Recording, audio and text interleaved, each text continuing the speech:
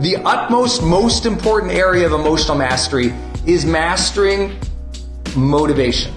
Now, when I say emotional mastery, you're like, wait, isn't motivation just a topic, an area? I'm like, no, motivation is an emotion, right? A motivation is a emotion that you feel a drive, a sense of hunger, a sense of want, and a sense of desire to make something happen. I believe motivation is one of the most important things we have to master in our total emotional sort of toolkit, right? Because if you can emotionally feel motivated every day, almost everything else can fall in line, right? If you're emotionally motivated to be a better mom, be a better caregiver, be a better parent, be a better lover, be a better entrepreneur, be a better business person, be a better contributor to the greater world. When there's a motivation pulling you forward, out of bed each day, into the office, into real life to be your best, then everything changes. When you lose motivation, you and I both know the loss of motivation is the first gate to suffering. You lose motivation. Now you don't feel like doing anything. You don't feel like doing anything, you don't work out. You don't feel like working out, you don't feel like doing anything. You don't feel like doing anything, you don't want to do your goals. Don't feel like doing your goals, feel unfulfilled. Feel unfulfilled, feel unsatisfied. Feel unsatisfied, feel like life is meaningless. It is a slippery slope when you lose motivation. But the issue is no one has motivation 24/7 all the time. Motivation is an emotion you learn to cultivate by using your mind, your body, your greater consciousness to ensure that you feel that pull of purpose, that you feel that energy inside that says, I want to create, I want to contribute, I want to be my best self, I want to connect with people. And so motivation is something we're going to have to generate on a consistent basis. I know many of you are at HPA and you hear me say, all the time, you have to learn to bring the joy because the power plant doesn't have energy. It generates energy. Motivation is something the motivation guy. I have the best-selling book of the entire century with motivation in the title. It's called The Motivation Manifesto, if you haven't read it. And the Motivation Manifesto is like, if anything is imbued in that book, it is like this ferocity and this fierceness and this attention to living our best lives, but it has to be like generated. Because even though I'm the motivation guy, there's plenty of days I wake up and I'm like, blah. I don't feel like it. There's plenty of days, there's plenty of moments where just like you, I'm just like, I'd rather be lazy and do nothing right now. And that's okay. That's part of homeostasis. That's part of our human body to want to power down, to relax, to chill out. But too much of that can lead to an unfulfilling life. So we must learn to generate the emotions of drive, desire, go-gettedness, whatever you want to call motivation. And so it's something that we have to learn to stoke. Motivation is an emotion we feel by either luck or by purposeful, conscious design.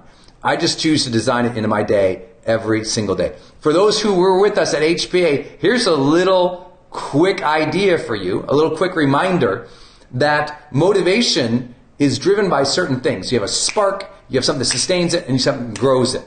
Okay? The spark of motivation, which is how I anchor into being motivated each day, is ambition. All motivation begins with the desire or hunger and ambition for more, whether that's more depth or more connection or more contribution or more abundance or more wealth or more love. Like we just want more of something. And that says, I want to go get that. Like we see a fancier car, it's better than our car, I want to go get that. We see like a deeper love of relationship between two people, I say, I want that in my own life. Sometimes it's a visual cue. Something we see makes us want something, right? Not too far from here, there's a beach that I strolled on vacation, I don't know, a couple years ago. And I said, I'm going to live here. And it was a motivation. It was a cue. I saw something, desired it, wanted it, went after it. Like, so sometimes it's a visual, it's a cue out in the world that says, I want more of that thing. And ambition can be visually cued. For some people, if you just wake up, I mean, think about it. You wake up, you grab your phone, you're like, are, and all of a sudden you don't have any motivation. Instead, you look through all this stuff and all it did is make you feel like you're not enough, or it distracted you, or it upset you, or it created, anger or anxiousness. You got to be careful how you're using cues to start your day. I use cues to start my day motivated. And those cues to start my day motivated are things like I literally wake up and I'll wake up and I'll think of things that I'm grateful for and that I want to give in life. I'll wake up and I'll think about someone I want to do something nice for or surprise today. I'll think of something I can be excited about today. I'll, as soon as possible in the morning, revisit my ambitions list, my goals list. I'll look at them. I'll not wander through the day looking at social media and then, I guess it's time to work and look at my goals. It's like my goals, in the first few minutes of the day, I'm revisiting them. And what I'm doing is when I'm looking at my goals or my agenda or my schedule, I'm looking at it and I'm thinking, okay, why do I want this? What would life be like this? How could I go get it? What should I do today to make that happen? And that motivates me. That's my list of goals, my list of ambitions, the things that can excite me. In other words, it's very intrinsic goals. It's intrinsic rewards that I'm after. I'm like, if I go do that, I will feel better. If I could have this, I'd be happier, right? It's not that I can't be happy with now, but I want to pull. Like if I can have that future pull, that's going to motivate me to go do stuff, right? I have to literally generate that in my mind. And so when I have that connection in the morning, then my takeaway for you is connect with your ambitions every morning, very first thing in the morning. Somehow part of your morning routine, connect with your ambitions. Look at them. Why do you want them? What would you get from that? How would you feel from that? What would that generate? Why would life be more meaningful? Really connect with that ambition every single morning and you'll start to notice you feel better. Because remember, if you were at HPA, if you ever attended our event or our seminar, you also know this reality, that motivation wanes with attention. Meaning, if we don't give our ambitions, our goals, a lot of attention, the motivation just goes away. Because motivation is either fueled by our attention or by momentum, right? It either takes reflection or action to generate serious, sustained motivation. Either reflection or action. Because ultimately, from the reflection, that gives us clarity, and clarity can give us confidence. Or action can give us momentum. And when we have momentum, motivation is way easier to cultivate, generate, and sustain, obviously. So these are really important concepts. Every morning, get very close to your goals, ambitiously. What are those things that you want, desire, need, and would enjoy, and what do you need to go to get it? That's the intrinsic type of things, the things we'll feel good about, that drive satisfaction, fulfillment, meaning, excitement in us. But I also have my extrinsic, meaning my external cues or goals or rewards that also I revisit. So for me, example, when I always tell you, wake up each day and at some point say, who needs me on my A game? For me, every morning, I re-anchor down into my relationships. I think about, okay, if I don't show up today and do a good job, then my wife and I have a lower quality of life. Then I can't support my mom. Then I can't support my team. Then all these people who count on me every day for motivation or count on me for leadership or count on me for support, they don't get that from me. And I tap into that reality that if I don't show up for somebody today, then you know what? By the end of the night, I'll feel worse about myself, but also it will impact other people. Because you cannot have real, high-powered mental motivation without a connection to other people. We are social animals, so we have to think about, okay, what should I do? How can I contribute in a way that serves other people? So where that internal one is about self and satisfaction and fulfillment and meaning personally, that's tapping into our own passions, desires, wants, and hungers. That external one is ultimately about service, about giving or taking care of or being the caretaker of other people. And you cannot just keep starting your day. I guess I'll get some coffee and read the news and see what's on social media, or hop into the car and listen to trash talk radio or turn on the TV and hope to find motivation later in the day. Like, you want to kick off the day with motivation.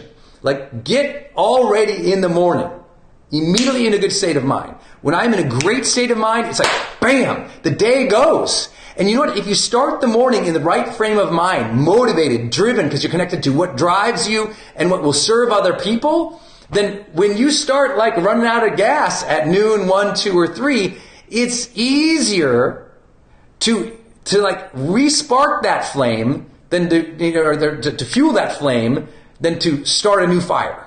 Right? Because some people just keep waiting. They don't even think about, I guess I should be motivated, until they've lost it. I want you to start the morning with it and sustain it throughout the day by revisiting it. Remember, the secret to all of motivation is revisiting those whys. It's revisiting that ambition that you have for your life, for more, for others, for contribution. That's everything. Right? That's everything. And if you get away from that too many days, too many weeks, too many months, I'm just here to tell you, you're really going to struggle. So I hope that helps. Every morning, everybody, every single morning, I really want you to connect with that. Okay, what am I motivated? What am I driven by? And that's going to really, I can't explain how much that's going to help you. You will feel it and you will know it if you will do it every morning. Okay? Motivation starts in the morning, but it's also sustained by that morning frame of mind. So that's really key. That's the first idea behind motivation. Connect with your ambitions first thing every single day. Give attention to that every single day.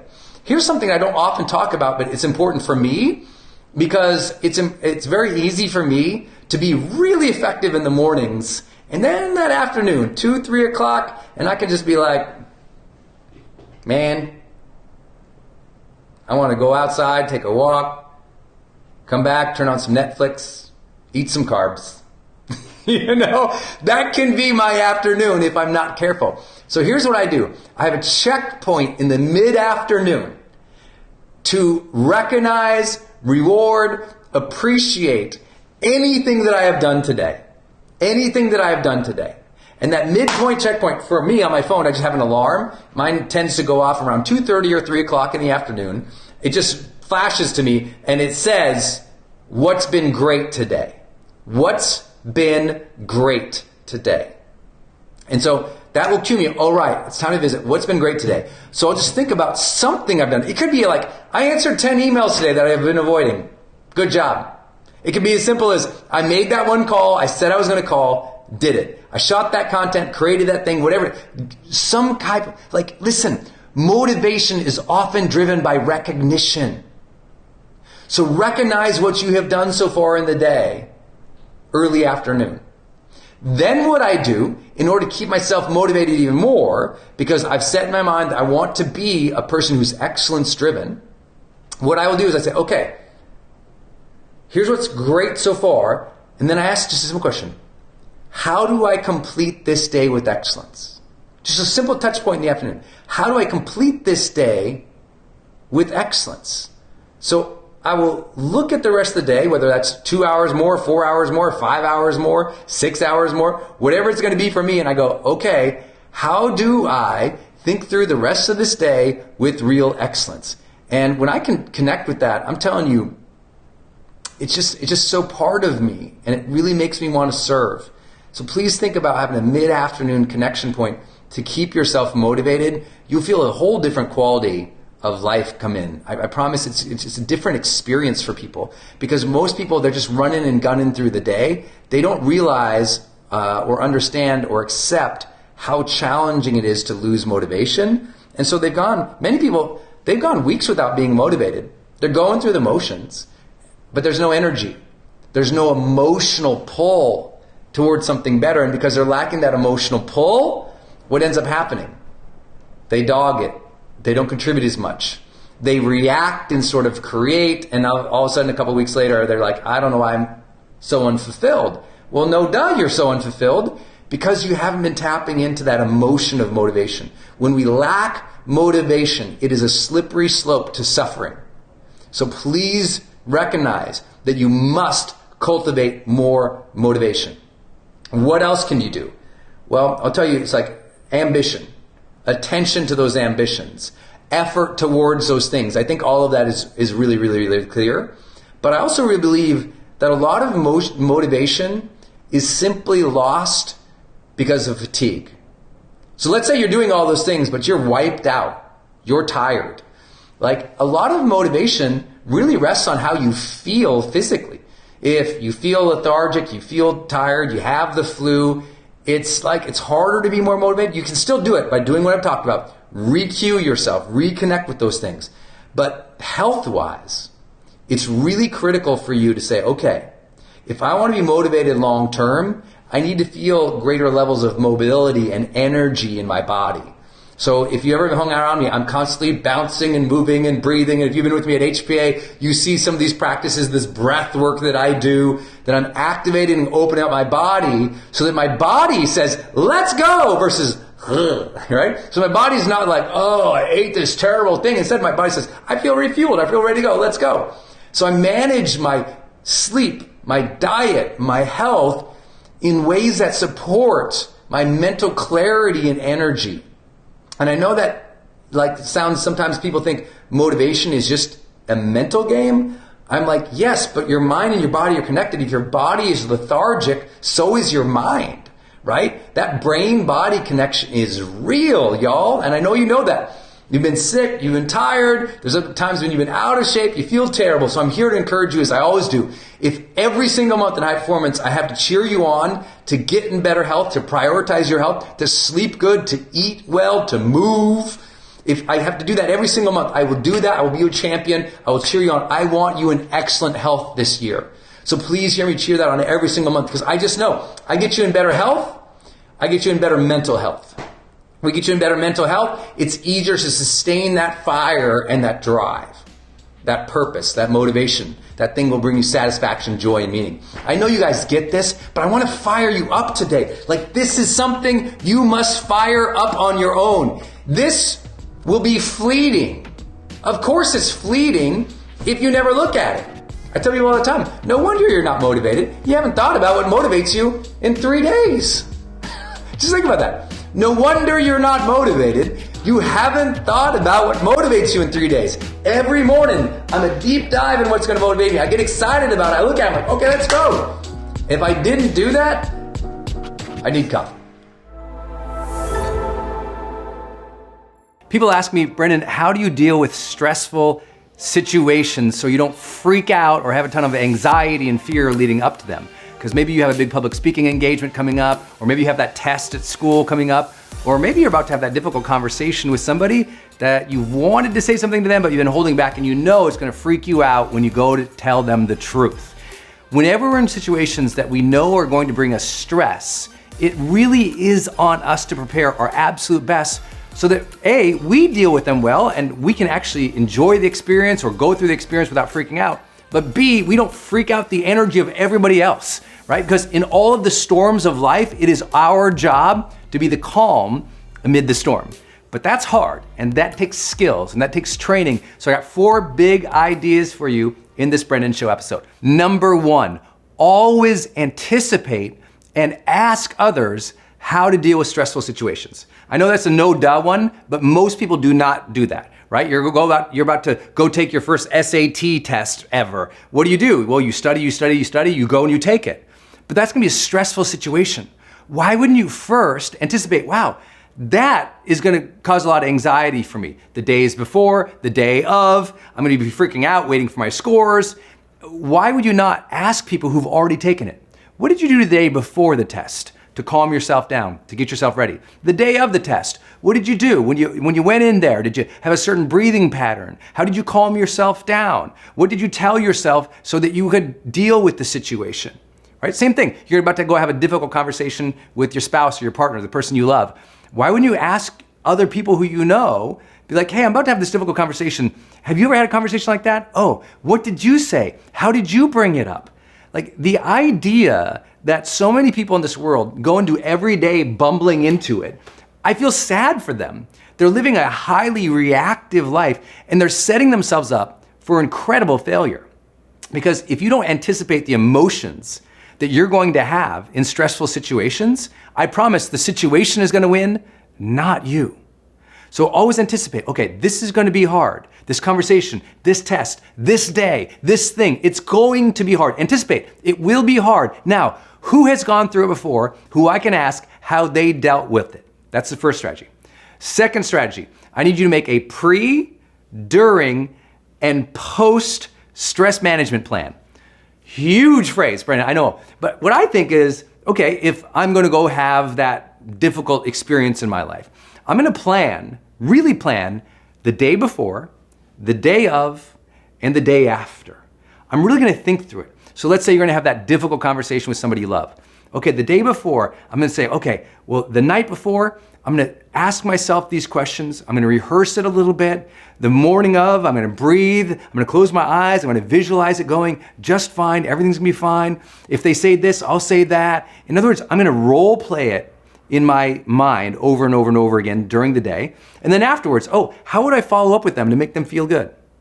How would I follow up? Or what would be my next right steps after that, right? I have a friend right now who's just an unbelievable professional rock climber, right? And this person was gonna go climb one of the hardest climbs in the world.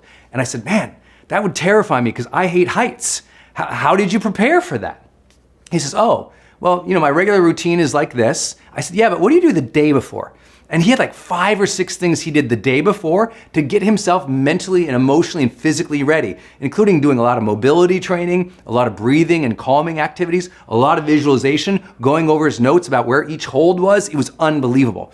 The day of, that morning, he got up, he went through a very basic routine. He'd been running for weeks and weeks and weeks and weeks, but he added on other little elements too that he knew he was going to do in advance, including calling his spouse and saying, I love you, honey, because he's about to climb up a mountain. And then the day after, because here's what we often don't think. Stress has a longer shelf life than we think.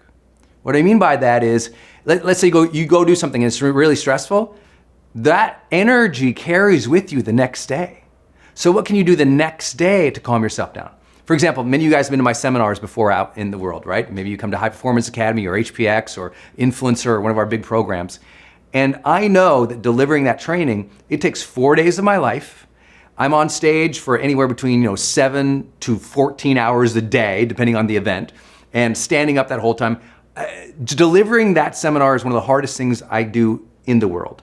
Well, guess what? I gotta plan my stress management after it. Because after it, my adrenals are all blown out, I'm exhausted, and I'm thinking, okay, I got to recover from this.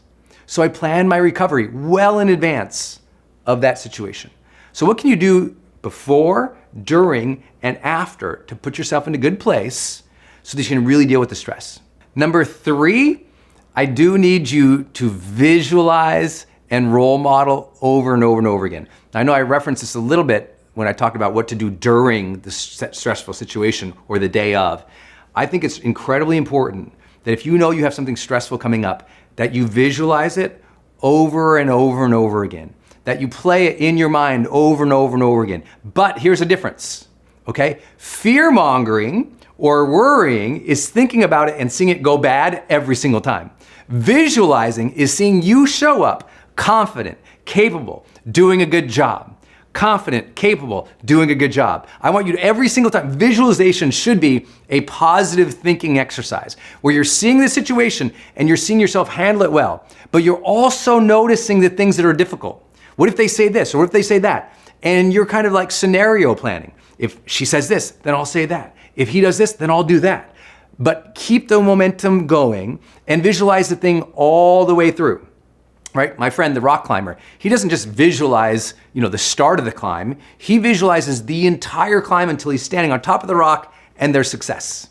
So I want you to visualize the entire scenario. What most people do is they visualize a little bit of the scenario, they feel anxiousness and worry, so they stop visualizing, or they catastrophize. They start seeing it going bad, bad, bad, bad, bad, and they never walk the entire thing through.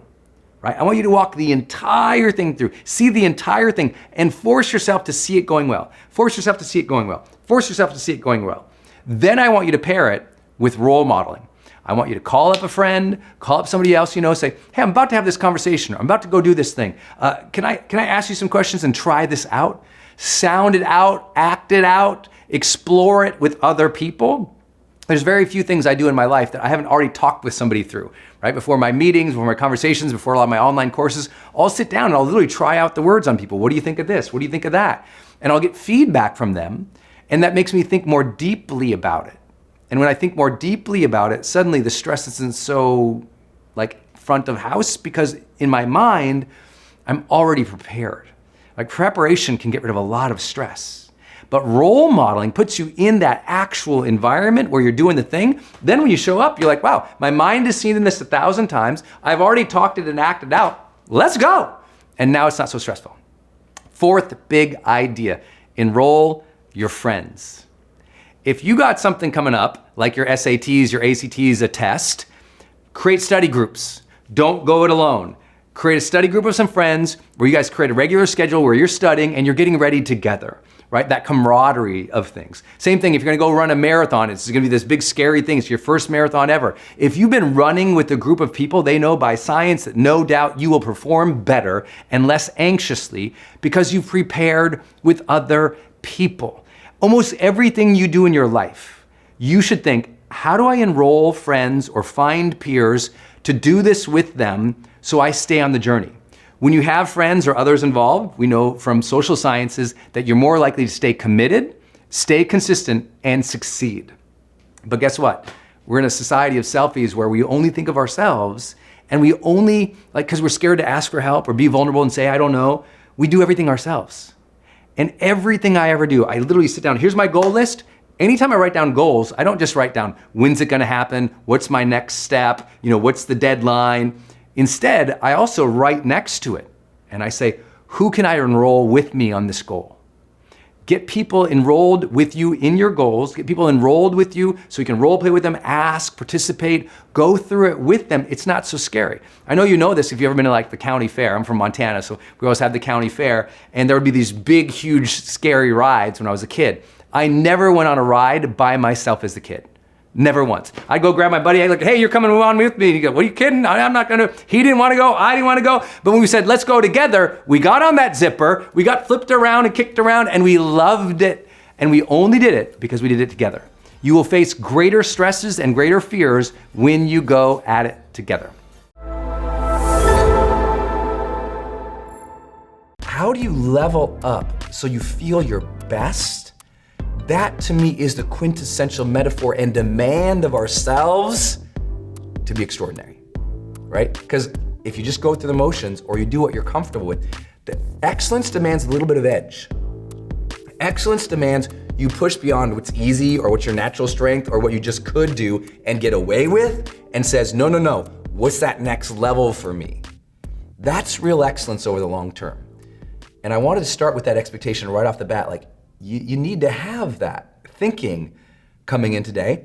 Plus you need to be doing the self-analysis, because today, as usual, I'll challenge you, I'll cajole you, I'll tease you, I'll share my own struggles and challenges along the way, because it is not easy leading a worldwide community of high performers. The other day I was in an airport and someone came up to me and said, Brendon, you look rough. And I was like, well, thank you very much. And I said, well, I just finished a 4-day seminar. He says, oh, okay, well, you do those all the time. I said, yeah, but I finished a 4-day seminar. I went and opened 2 new businesses, flew to another 4-day seminar, and all these were across the country. And I was delivering the seminar mostly by myself. And people were like, how are you doing that? A huge piece of it comes from the mentality we're gonna talk about today. The simple things that you can do to make sure you are setting yourself up for excellence, not exhaustion, for excellence, not mediocre, for excellence, something you can have pride about, something you can feel good about inside. I know many of you are perfectionists, and that's not the conversation today. Excellence is not the same as perfectionists, right? I think anyone who really believes themselves to be a perfectionist tends to be really hurting themselves. They are hurting themselves because that mentality that it has to be perfect, while they take a lot of pride in it, it actually ends up compromising their health and their relationships. Where excellence, I'd rather you say, I'm a person of excellence than I'm a perfectionist. Because usually those who are perfectionists, they have to ultimately compromise. They have to compromise their health, they have to compromise their relationships, they have to compromise their timelines, because most perfectionists are operating off of fear. They're offering based on, well, if I do that and it's not perfect, there's rejection, there's ruin, there's regret. Where excellence is getting stuff done. There's a momentum to excellence that is lacking in perfectionists, right? A perfectionist might get something done, but they get one thing done each year, and a person of excellence gets 6 things done, and as equal progress and equal breakthroughs. So I know some of you are like, this is me, I'm a perfectionist. I'm like, no, actually, I think it might be really important that you listen and tune in today, because we might be able to add some value that helps you reimagine who you are and what you are capable of. Because listen, if you don't have the momentum in your life you want right now, your mindset and your behaviors might be preventing you from delivering your best. If you don't sense a real momentum, like there's some kind of movement at base, there's something going on. You feel like that tremor of excitement inside because something big is coming up. It's because maybe you've been fighting and reacting and you've been in the trenches, but excellence kind of requires you to look above the trenches and have some vision once in a while. The first value of excellence is this: you have to play the long game. You have to play the long game. Now, I know it's like, yeah, I know that. But listen, if you don't have the momentum you want in your life right now, you haven't been playing the long game. If you've been too stressed or too burned out, or you've overcommitted yourself, you're not playing the long game. If your health sucks, not playing the long game. If you're wrecking relationships, not playing the long game. If you don't have a vibrant, amazing community of peers around you supporting your dream, cheering you on, not playing the long game. Because playing the long game does not just take what shows up, it architects the future. Oh, write it down. Playing the long game doesn't take what just shows up, it's architecting the future. And I think a lot of people live mediocre versus excellent lives because they weren't playing the long game. They weren't thinking like, okay, 3 years out, how do I scale? 3 years out, how do I stand out? 3 years out, how do I have success unparalleled in this industry? Because you know, and I both know, many of you are here because you're in transition and something new is coming along and you're trying something new. You got a new hobby, a new way to make money, a new way to serve. And sometimes in that transition, you go into survival mode. Survival mode is not the same as the excellence mentality, is it? Right? Survival mode is, let me take what's here, let me do the bare minimum to survive, versus think strategically and play the long game. Now, I said a few things that I think are really important. Like, let's take that big old thing called burnout. Most people, when they've become burned out, it didn't happen immediately. It happened bit by bit by bit. I talked with my coaches this morning about that. It's like when someone's in burnout, don't think it was one big project that tipped them over the edge. It was little decisions, bit by bit by bit by bit by bit, where they gave away their time, they gave away their freedom, they overcommitted, they didn't say yes, they didn't say no, they didn't sort of like lay out the turf, they didn't set their boundaries, and over a period of time, they burned out. The problem, which I think you all know, is that if you're a high performer, you can survive on burnout for a long time. A lot of burnouts, they're operating at a high level of efficiency. I mean, they're burned out, but they can go 6-7 months at that. And they don't take the time to step back and recharge throughout the day, not once in a while on a vacation, throughout the day. They're not using transitions to recharge like we talk about in the book. They're not using those moments to like, reset, recharge, go at it again. And they don't do that because they believe they're invincible. They can't see all these decisions adding up to exhaustion, adding up to burnout, adding up to running out. Like always looking out a few months is part of excellence, isn't it? Otherwise, you can deliver excellence once and then you crash and burn. And many of you know this. Your success has been up and down. And really, if you look at the peaks and the valleys weren't successes. The peaks and the valleys were crashes. And that's how you know a person of excellence. Did they have this rhythm, this scale, even if there were some like lower points, were those rhythms of excellence? Or was it boom, launch that thing, crash. Boom, do that thing, great, crash. And it was just up, down, and it was just crash, crash, crash, crash. A lot of people, I can look over the last 10 years, I'm like, your last 10 years wasn't defined by momentum or excellence. Your last 10 years was defined by like survival. It was defined by like luck. It was defined by crashes and burns and oh my God, you must be so tired. And you're like, yes, Brendon, I am. And that's why this is an important conversation today. If you know you're a person of excellence, and if it's true, I would not see a rhythm of crashing and burning. I would not see a rhythm of burns and busts, burning out, failures, and exhaustion. And it's really hard because I know, trust me, there's so many nights I'm like, oh my God, if I just stay awake for 4 more hours, I can get these projects done. And you know what? And then I'm a complete idiot 72 hours later. I know it will catch up with me. Those who play the long game don't compromise in the short game because they know it catches up later. And that catch up is a devil. It is a bear. It is a beast. It knocks you down. And what happens is compromise 3 hours here. But then because that compromise 3 hours here, you're knocked off your feet 3 days over here. So if you'd taken the 3 hours to recharge, you wouldn't be worthless for 3 days in the middle of the week, right? I want you to have steady rhythm. That's what we call high performance, that ability to have long-term success while maintaining your well-being and your health, my friends. You so deserve that.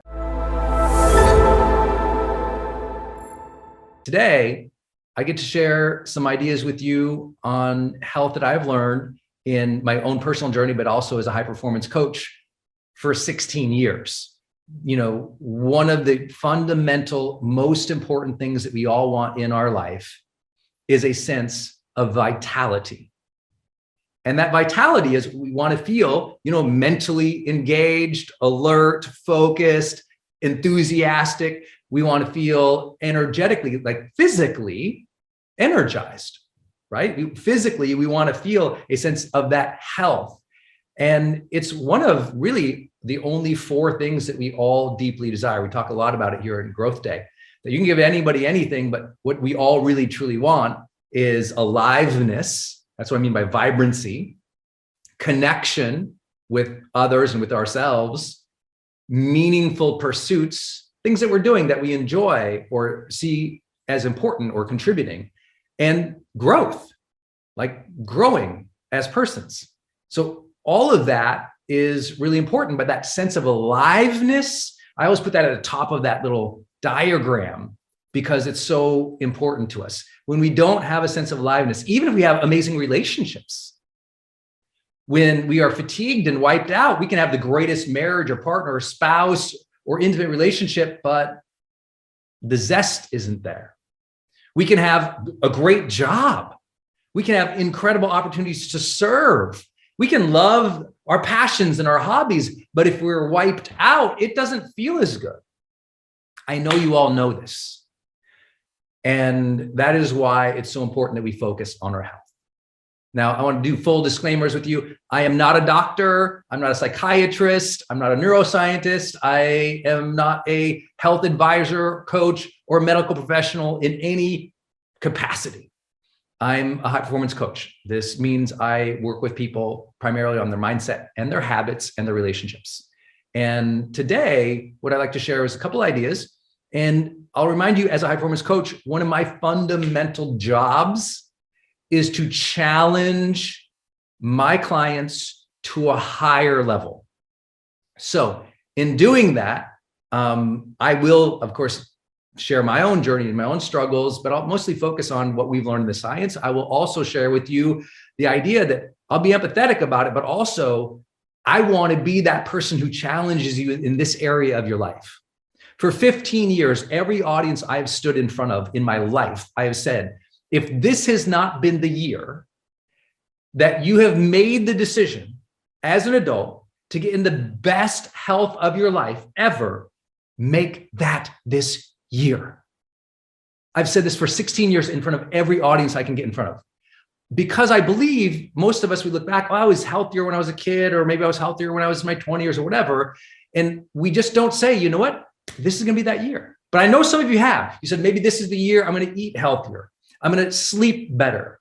I'm going to work out more. I'm going to pay attention to, my nutrition or my supplementation. I'm going to run a marathon. What you all do as strivers and achievers always blows my mind. And it raises my aspiration. But I want to do the same thing for you today. I want you to raise your aspiration and your vision in your health. Even if you're struggling right now, which you can hear we all do. Even if it's been a challenge in the past, okay. But at some point, we have to take dramatic personal responsibility for our health if it's true that we all want a sense of aliveness, mental energy, physical vitality, that pop and zest in our lives. And if that's true, then accept the challenge today. And please be aware, I'm offering this today in that context, knowing as we can have the empathetic conversation, but we also must have the personal accountability and personal vision conversation in personal growth. And that's my job for you today. My job is to raise that level up. That's what I do as a high performance coach. Those are my disclaimers for you today, because as I jump into my points, some of them will feel like I'm pushing. And I know sometimes people say, you know what? He doesn't understand, or he thinks everybody, I'm like, no, I understand, but it's still my job. It's my job as a high performance coach to lift that higher level, to be that kind, but demanding force in our lives, in my life, in your lives. If I didn't demand more from myself than how I naturally felt all the time, trust me, there would be no growth day. There would be no 500 million views of my videos or 100 million downloads of my podcasts. There would be no impact. We would have never met, because it's very easy for me not to do my daily job or my health routines, just like you. It's an easy choice not to do the things we know that are good for us. How do we get us there? We've got to set a higher standard. We've got to demand it of ourselves. So forgive me, that will be my framing today. It's not always popular, especially in the health category, to say these things, especially in the mental health category to say these things. So please understand my framing. Not a doctor, high performance coach, gonna challenge you. And you'll know that with this very first point. So here we go. My first point today is health is luck, ... and self-respect. Woo! The first time I ever said that, it was by accident on stage, and I heard myself, I was like, ooh, and the audience kind of hushed out a little bit. I thought, uh-oh, I'm in trouble. But here's what I mean by that. Health, we have to understand there is a evolutionary and a biological reason that you feel the way that you do, right? It's very important to understand in both, I really believe, mental health and physical health, it is that kind of 50-50 kind of thing. And when we blend it together, by the way, but there's no question that some people biologically feel more fatigued or more depressed or more anxious. We have to understand that you and me are not the same biologically in how our energy might be. And I hope that that always introduces empathy and compassion, that there's a big luck card that we get. I have friends literally who are born without limbs. I have friends who are born with conditions in which their brain functions in very unhealthy ways. I have friends who've died so early of cancer. I have friends who have struggled with mental health. I have friends who've committed suicide. I have friends and family who struggle constantly with all sorts of biological health issues that is quote unquote not their fault. And it's important to realize that. Some of you, you feel terrible biologically, even though you're drinking all your water, you're eating all your greens, you do move and you do exercise. And so I'm here to say there is no preaching. We all have to take the cards we've been dealt and figure out how to care for ourselves, how to optimize the best that we can, how to improve, even if it's a little bit, incremental by incremental. But it starts with a biological understanding of where we are at. And this is why, again, as a person who's not a medical professional, I'm like, listen, if you don't understand closely how you feel and why you feel the way that you do, please, please, please, if you've never done it, go get a full workup of every friggin' health test you can. As an adult, as somebody who's accountable for your health, go get the blood tests, go see the nutritionists or the dietitians, go work out with the trainer, go literally do all the genetic testing that you can do to understand what's up with you. I always tell the story of a friend of mine who's one of my partners in one of my businesses, one of my best friends in the world, who discovered at the age of 40 that, every morning he always had the sniffles and his nose was running and he's clearing his throat and everything. And found at the age of 40 that he was allergic to eggs. At the age of 40. Didn't know, spent 40 years having these reactions that made him fatigued and blowing his nose and everything because he was allergic to eggs. And I think that's a sad thing about our society is that we're not taught or trained or honestly empowered or equipped or served with some simple health support when we're young that says, hey, look, seems like you're allergic to this thing. Don't eat it. I mean, how is that not part of our educational process, right? Or our healthcare system that, of course, we would all find out very early on and be tested multiple stages of our life, including every new decade. What are we allergic to? What preconditions might we have? What's our genetic makeup leading us towards? So this is where I say health is luck, right? Health might be luck, but it's your job to be aware. Your job, no one else's. No one's going to come and save you here. You've got to do the testing and see the medical professionals and dietitians and people who can help you optimize and care for your body. I believe that has to be something we demand of ourselves. It's not served to us, at least not in the society I live in. So we have to take accountability for that. So health is luck, ... But here's the thing. It's also self-respect and self-love. How are we going to set our emotional tone in this chaos?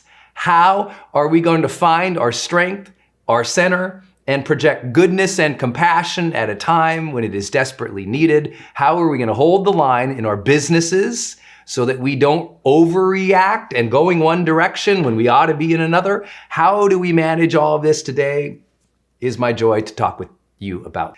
Number one is the decision that I will always be the one to remain centered amid the chaos. And I have worked on myself and I have taught myself that for pretty much 25 years. I've worked on that at a very steady pace. When everyone's freaking out, I take a bunch of deep breaths. I connect with my breath.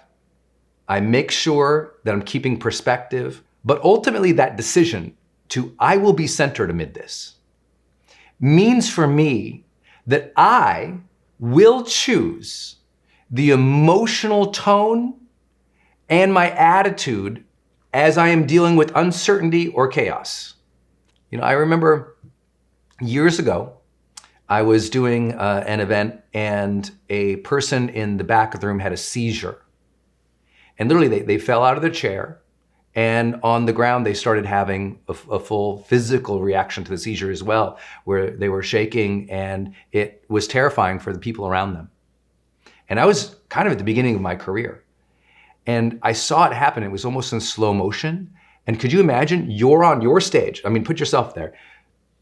You're in front of, hundreds or thousands of people, and all of a sudden somebody is, falling over and having a full seizure in front of the whole audience literally starts looking back, oh my God, oh my God, oh my God. People are standing up, oh my God, oh my God.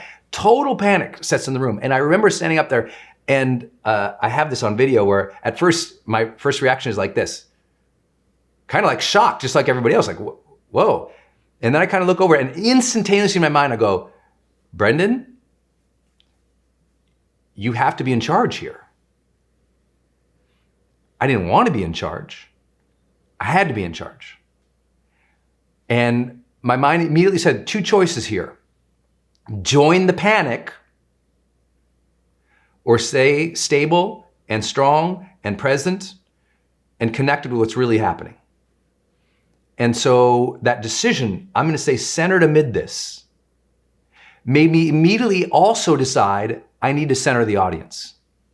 So I asked the entire audience, I just announced, I said, everyone sit down. And everyone just kind of looked, I said, sit down. And everybody, they sit down. And I said, please sit down, because your panic and your chaos right now is not serving the energy of this person who needs healing. Sit down, be quiet. Everyone, please close your eyes so my team can address this situation. Please close your eyes and let's put some positive energy and prayer in the room for this person who needs our attention right now. They don't need negativity and fear in the room. Let's put some love and prayer. Let's send some energy. So please close your eyes, take a few deep breaths, and remember, you can choose to contribute good energy to the situation. And so I had everyone close and their eyes, take a few deep breaths, and meditate or send prayer back to this person as my team was clearing that row and getting to this person so that when the paramedics would arrive, that person could be removed. Now, here's the deal. I knew I had like 20 minutes at least before we could get a paramedic probably at that spot in the seminar. And I thought, how am I going to buy 20 minutes? People are going to start freaking out. And I realized, no, if I set the emotional tenor in this room on purpose, and if I ask of others to find the best within themselves, if I ask of others to take a breath, if I ask of others to be responsible for the energy they are projecting into this space, if I ask of that, and if I demonstrate that, we'll make it through this moment. And that might not seem like a big deal, but I really believe the energy in that room either was serving this man as he was having a seizure or was making it worse. Imagine here he is having this unbelievable, stressful, life-threatening situation. And if all around him, everybody is screaming in chaos, the body feels that, The body and the mind feels the energy of what is around it. And so if that is true, let us all be responsible for the energy we are projecting right now. I've seen friends hop online and something's happening, and what are they doing? They're contributing to the chaos. They're posting snarky comments. There's sarcasm, blame, vitriol, anger.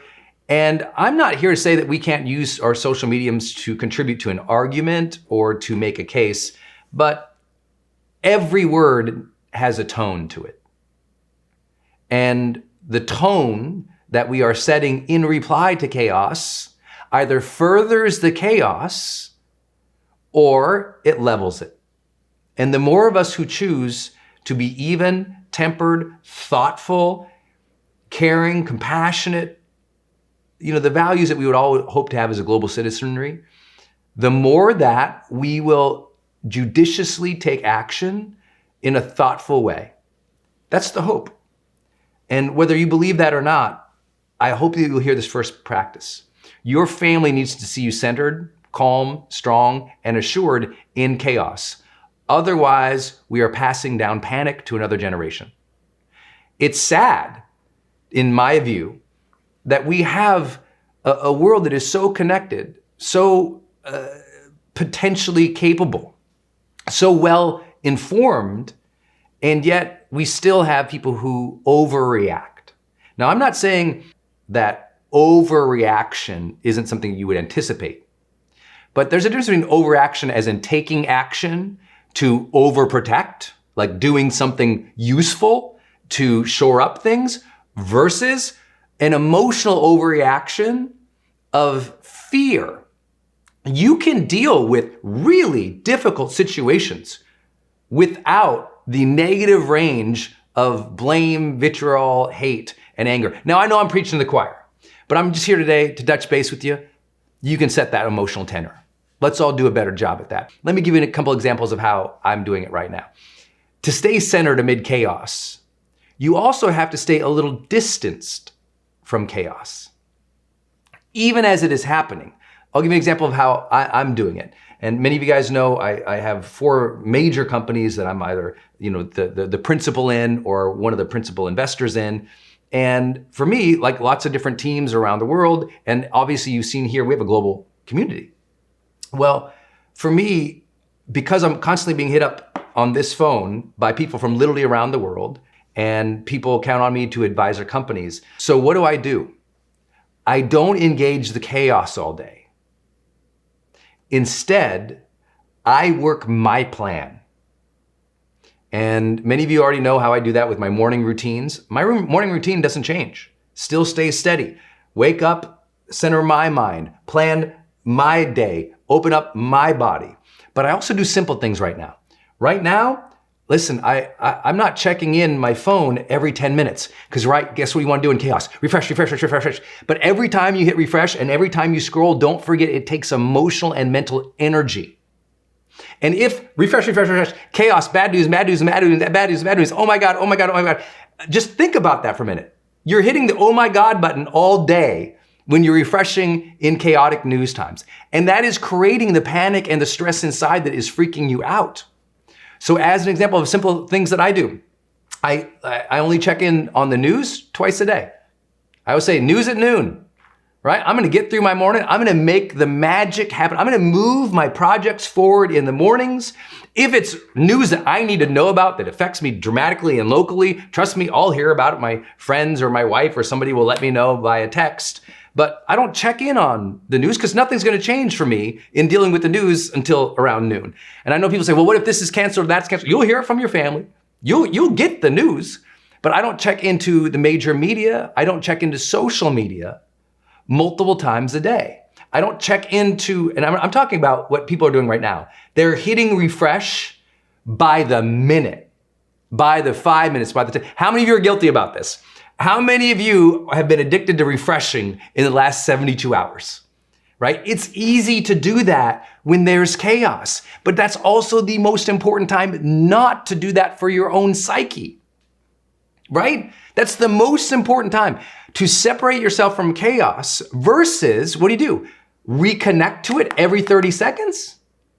Think about what that does. You cannot, doesn't matter how conscious or intelligent or brilliant or meditative you are, if you check into, oh my God, bad news 24/7, there is no human that does not start to shape your emotional reality. No human alive. The Dalai Lama couldn't do it without feeling that emotion if that's what he did 24/7. And right now, that's what we have people doing. And so I think what is necessary is to stay absolutely informed, but realize not a whole lot is going to shift in periods of time throughout the day. Now, I know it depends on what you do and how you respond in your career and where your family is and all these things. No question. So here's what I'm going to suggest to you. To stay centered in the mid of the chaos, you choose how much you check in. You choose. And then at a conscious level, I'd say, back it up a little bit. So however, you're like, I gotta check 20 times this hour, but I'm like, okay, I appreciate that feeling and that concern. So let's just back. Could we check in just 5 times in the hour so you can actually get something done? So please don't think I'm saying don't be involved or don't be informed. I'm saying don't let the chaos eat you alive, because listen to this statement. Chaos inside grows as checking in on the outside grows. Right? The more everyone's freaking out and the more you listen to all of it, the more it infects you. because there is also another contagion going on right now. And if you've studied neuroscience with me for a while, or you've been with me in this community for a while, you know how much we talk about emotional contagion. Energy spreads. It's like, listen, we can act without losing our center. We can act without spreading fear. We can act without the anxiety. Like the stuff that I have to take on a daily basis, if you saw it, you'd be like, oh my gosh. But I choose not to address it with anxiety. I choose to be in center of my emotional reality, the chooser, the captain of the ship. And I just want you to be that observer of how you've been dealing with this and choose to stay centered amid the chaos. I do things like keep your morning routine. It is so important right now. That is stability in an unstable world.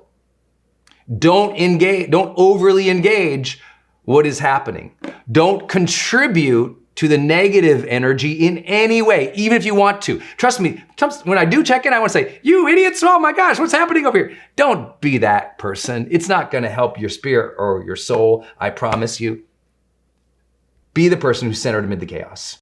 This can be your day for personal growth. This can be that day you committed to and you remember and you go, that was the day I got myself a community. I got better coaches. I committed to making my life the absolute best that I could. This is that day. Make today your growth day. Click the button on this page and sign up right now.